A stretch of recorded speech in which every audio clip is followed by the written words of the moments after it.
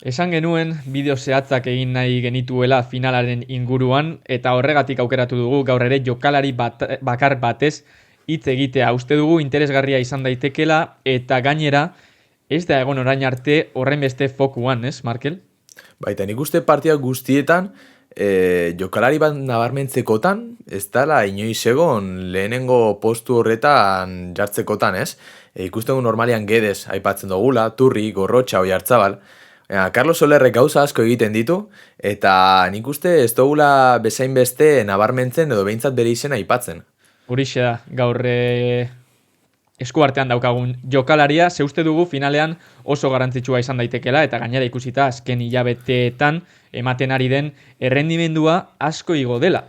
Ze denboraldi hasieran abuztuan heldu zen, pixka bat kostatu egin zitzaion erritmo hartzea, baina hasieratik Sergio Franciscok amaikakoetan jarte zuen, ikusi genuen minutu asko izate zituela naiz eta guretzat agian ez merezi, baina hori denboraldi osoan zehar luzatu da eta entrenatzaile guztientzat izan da ezinbestekoa. Bai, azkenean kontuan hartu da, premieretik da zetorren jokalari bat zala, ez? Gisa da, Espainian esperientzia handia izan duela Valentzian jokatzen, eta nik uste bere urte honenak bertan izan dituela, ez? Ointxe begira dut, eta justo 20-21 eta 21-22 denboraldietan, 12 gol sartu zituen, zifra oso onak, egisa momentu honetan 4 gol daramala Realian bakarrik, beste zenbait gauza ere ematen dizkio Realari, ez? Ikusten dugu egonkortasuna, finkotasuna azkenean zelai erdian jokalari oso garrantzitsua da, box to box bat bezala defini dezakegulako, ez? Eta arraroa da, zen niri hasieran behintzat sentsazioa eman zidan Carlos Soler Donostira heldu zela eta Donostin aurkitu zuela ingurune eroso bat, agian erosoegia bere, kontratu luze bat egiteko, urrengo urteak lasai Donostin egiteko, ze Donosti azpimarratu behar da, oso leku erosoa dela, jendeak ez aitu molestatzen, bizitzeko, bizi kalitatea oso ona da, eta jokalariek hori behin baino gehiagotan aipatzen dute, ez? Eta orduan pentsatu nuen, Solerrentzat agian Donosti horrelako zerbait izango zela, eta agian futbola ez bigarren plano batean, baina ez zuela emango, berarengan espero genuena, ez? Eta egia zen, aipatu behar da, urtarrilera arte, bigarren plano batean egotezela partiduetan.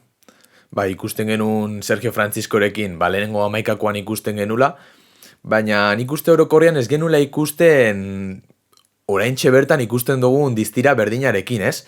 Hori da. Edo protagonismo berdinarekin. Partidu guztiak jokatze zituen eta minutu gehienak gainera, baina ez da, oso zaila zen azaltzea taldeari zer emate zion. Hori da. Nik uste dut guztiok geneukala sentsazio berbera, Beti zegoen hor, baina inoiz ezen agertzen behar bezala. Zertan dabil, ez? Partida osoan ziar, ez dugu ikusi. Eta, azkenian kopako partidan ikusi dugu, ez? Alabesen kontrako pase hori Guedesentzat. Gero ikusten dugu baloi ateratzeak orduan ere, jokaldiaren base horretan ere ikusten dugula. Zelai ertzian, zelaiaren kanpotik, area kanpotik botatzeko ere, fina da. Azkenean iritsi itzen da. Azkenean jokalari oso osua da. Eta hori ekarri behar dugu ere, ez? Bere papera zein den orain. Urtarrian nik uste dut aldaketa bat eman zela ez soilik Realean, baizik eta Carlos Solerrengan. Taldeak beste ritmo batera jokatzen du baloiarekin, eta hori esango nuke ondo etortze zaiola berari, agian pixkat kontraesankorra da, ez? Soler ez da gure buruan jokalari bizkorra, erritmo altuan jokatu dezaken jokalari bat, baina Realak erritmo altuagoan jakatzen du, eta horrek egiten du Solerren gaitasunak baloiarekin oraindik gehiago ikustea, ez? Lehen pixka batzen altrantran esaten dena, altrantran jolasten dute, eta orain ez. Orain ikusten dugu baloi hartzen duen momentuan, eta batez ere area inguru horretan ezinbestekoa dela. Eta batez ere trantsizioak, ze garrantzitsuak bihurtzen ari diran trantsizioak Matarazzoren Realaren zat, ez? Ikusten du batez ere sinergia oso ona duela zelaiko jokalari guztiekin, azteko zelai erdiko jokalariekin, bai Turrintesekin eta bai Gorrotxarekin, baloi ateratzeak orduan, bi hiru pasetan zelai erdiko linea gainezkatzia lortzen dute. Gero, Gedeseri baloia irekitzeko, Oyarzabalekin jokatzeko. Azkenean, jokalari guztiekin edo behintzat, Realaren puzzle orokor horretan, nik uste ezinbesteko pieza dala dana ondo ateratzeko. Hori da, puzzleko piezak elkartzen dituen Jokalaria da. pieza hori bera da, ez? Nexo hori esan dezakegu. Eta ezinbestekoa harremanena, sinergiena. Igartzen da, Gedes oso ondo ezagutzen duela Valentziatik, igartzen da Oyarzabalekin ere selekzioan egonda dagoela eta harreman ona duela. Berak aipatu zuen behin baino gehiagotan Realean egotea gustatuko zitzaiola Zubimendirekin partekatu zituen momentuak, Merinorekin, Lenormanekin, Remirorekin. Bueno, Remirorekin ez dut uste, baina beste guztiekin bai. Orduan, azkenean igarri egiten da, ez? Norbait eroso dagoenean, taldekideak ere eroso egotea egiten diotenean, eta hori futbolistikoki igarri egiten da. Turrientesek aipatu du orain dela egun batzuk, Solerren rolaren inguruan, area ertzera heltzen denean, desberdintasun bat markatzen duen jokalaria dela, eta hori azken aldian ikusten ari gara.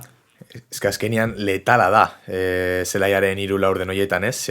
Zuk pentsa, baloia jasotzen duanean, 3 aukera ditu, edo jaurti, edo pasia eman, edo regatea egin. Osea, ez dakizu zer egin dezaken, eta gainera gauza horiek ezberdintzen ditu jokalari batek. Gero, beste kontuan hartu beharreko beste gauza bat da, bere azkenengo urteak zelakoak izan dian, ez?